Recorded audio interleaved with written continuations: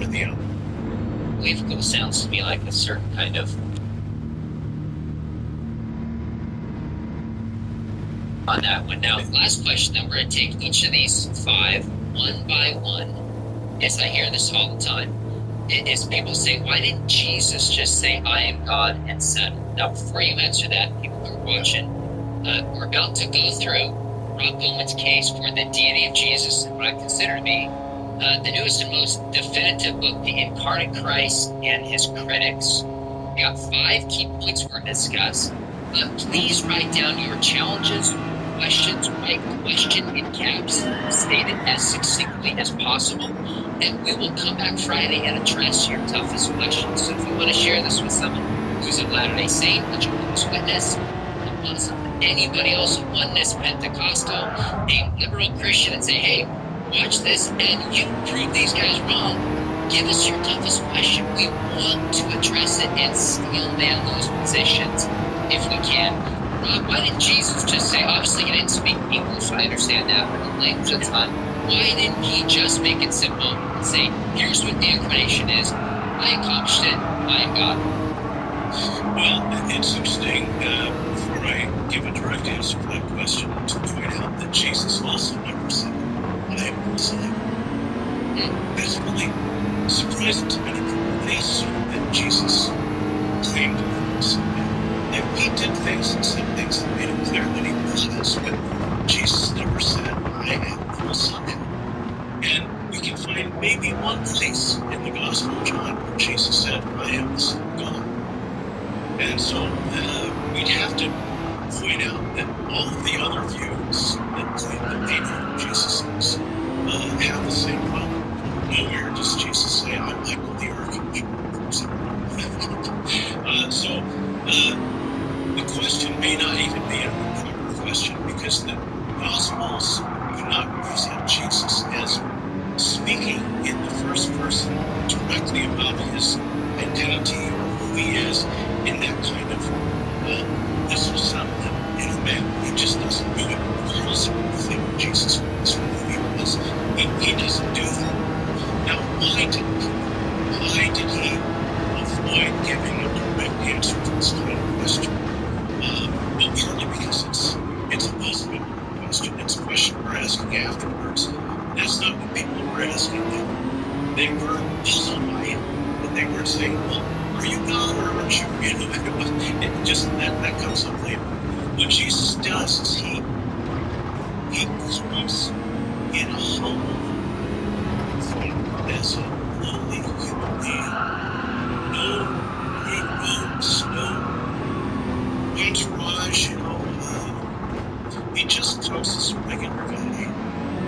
And he when he does things or says things that reveal his deity, he does.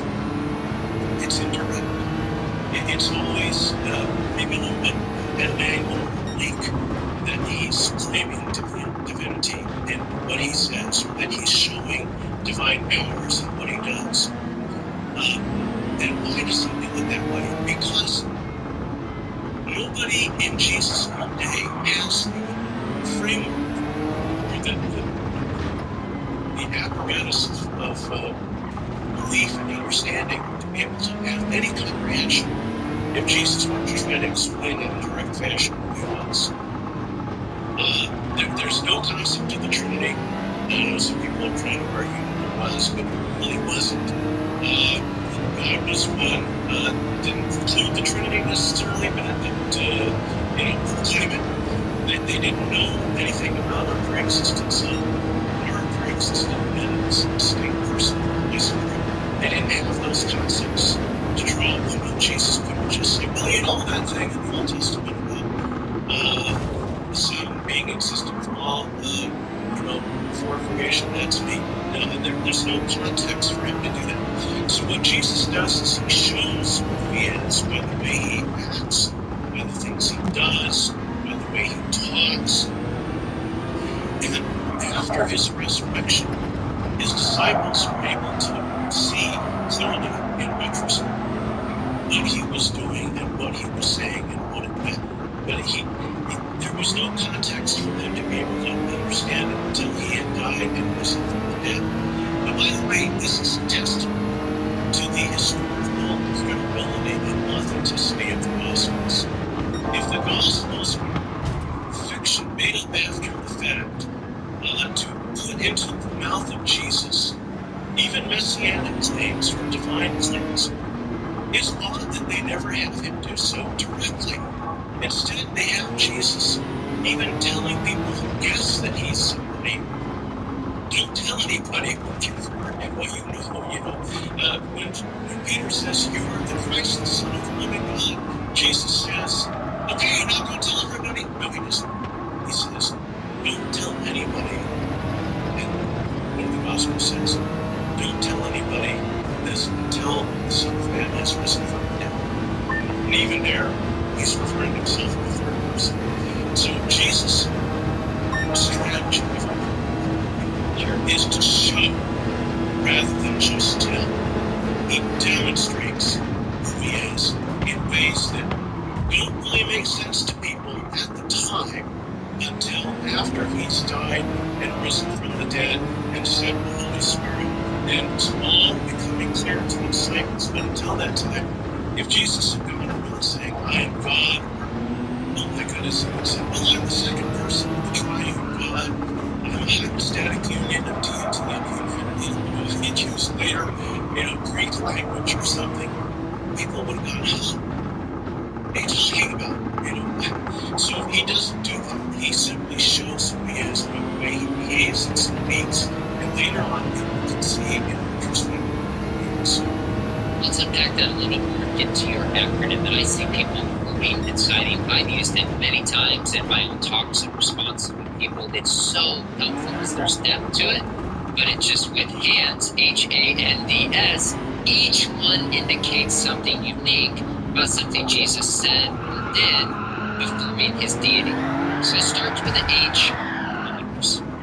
Yes, and I want to give Ed Tomaszewski full credit for this acronym. He came up with it before we started working on the book. He already had this as the outline of what he wanted to have in the book. And he had used it in class with students. So he had tested it, and it seems to be very helpful. So It is. Ed deserves all the credit for this. Now, the H stands for honors. It means that Jesus receives the same honors that God receives: worship, prayer, reverence, or if you remember, all these kinds of divine honors that the Father receives, Jesus receives also. In fact, Jesus said in John 5:23 that all may honor the Son just as they honor the Father. So that kind of sums up the point there. Jesus deserves and receives the honors that are due to God alone. Okay, that's really helpful. So what follows from that? Like, did Jesus go around saying, give me this kind of honor? Is this Paul later saying, here's a creed that was attributed to Jesus, but now, attributed to God in the Old Testament, now it's attributed to Jesus? Connect these dots for us. Yeah, Jesus didn't demand divine honors during his lifetime. His statement that I just quoted in John 5:23 has to do with the future. This is something that's going to happen, not happening right then. Interestingly, people did come before Jesus, in some cases knelt before him, bowed down before him. In the historical context, you could say, well, they're just showing respect to a revered teacher or something. But especially in Matthew, the language that's used makes it rather clear that Christians reading this afterwards are going to think, that guy was doing even better than he thought.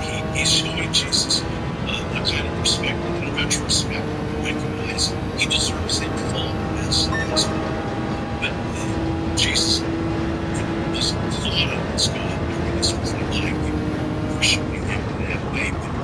But the language that Matthew uses in narrating it makes it very clear that we're to see this. On the other hand, in some cases, the worship is worship. So we mentioned earlier the demoniac falling before Jesus. Now this is finishing the worship. He's afraid of it, but it's the reverence an act of fear toward me, a fear of divine being. At the end of the Gospel of Matthew, Jesus meets the disciples on the mountaintop, and it says, when they saw him, they worshipped, but some doubted. Now, this is not just showing respect to a teacher, because no one's going to doubt religion and see right now. They're probably doubting that they should be worshiping him. I know, is this okay? I mean, this feels like we're supposed to do, but so Jesus' response to them is, all authority has been given to me in heaven. That's Matthew 28:18. Verse 17. Well, the implication is, you're right to worship me, because I have universal authority for all of created existence. Now, if you don't worship someone who has that authority, who will you worship? Anyway, that's pretty amazing. So Jesus has divine authority and is worthy of worship, but he doesn't get that from people. He's typically during his lifetime. It's only after his resurrection that people very quickly start practicing a variety of acts of devotion to Jesus. And they're called Big Bang Christology. Just all of a sudden, after Jesus' death and resurrection, the earliest Christians were worshiping and revering Jesus and showing him religious devotion in a variety of ways. And how does that happen? It's not something that evolved over decades or centuries. It happened right away. This is really helpful, because sometimes I think maybe Christians, myself included at times, have seen any indication of worshiping Jesus as a claim to deity, which some might be just showing respect and reverence for authority. On the flip side, what Jehovah's Witnesses do is take away all of the worship of Jesus and say it's like just showing respect and authority. You argue in the Gospels and the rest of the New Testament, there are clear cases where they worship him as God, even if the apostles and others don't really understand it until they're looking back. Is that fair clarification? Yes, very much so.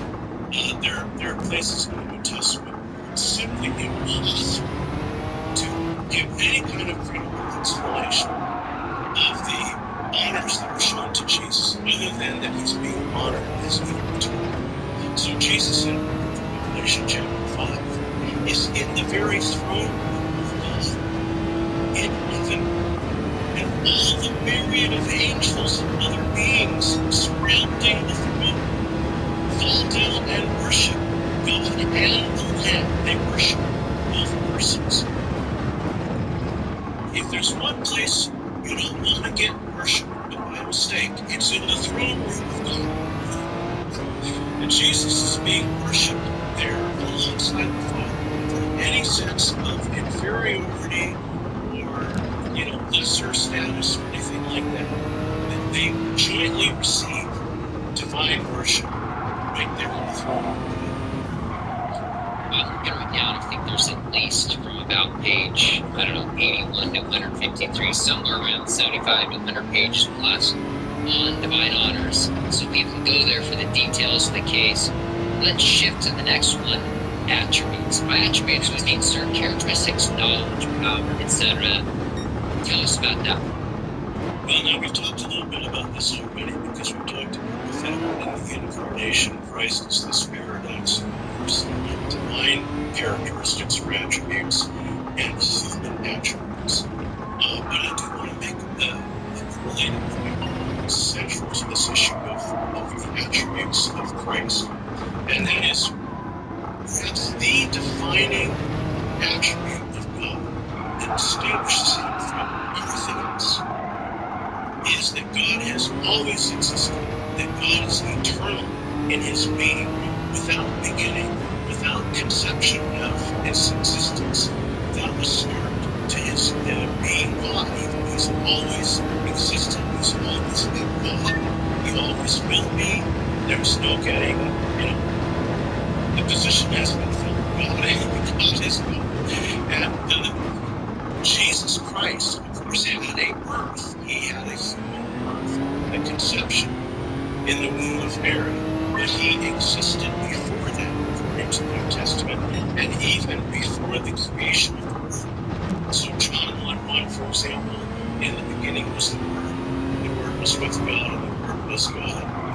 All things came into being through him. So Jesus Christ is not one of the things that came into being. He is the one through whom all those created things came into being. And he was already there in the beginning. It doesn't say in the beginning the world started to exist or came to be, but in the beginning the world was. And then we could go, for example, to John 17:5, where Jesus says to the Father in prayer, glorify me now with the glory that I had with you before the world was. So even before the world came to exist, Christ existed as a divine person alongside the Father and shared in his eternal divine glory. So that makes him God.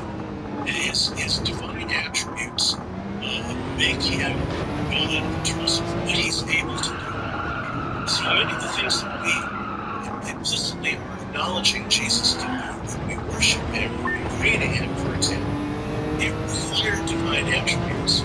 So we didn't really get into this. Jesus receives and answers prayer according to the New Testament, John 14:14, for example.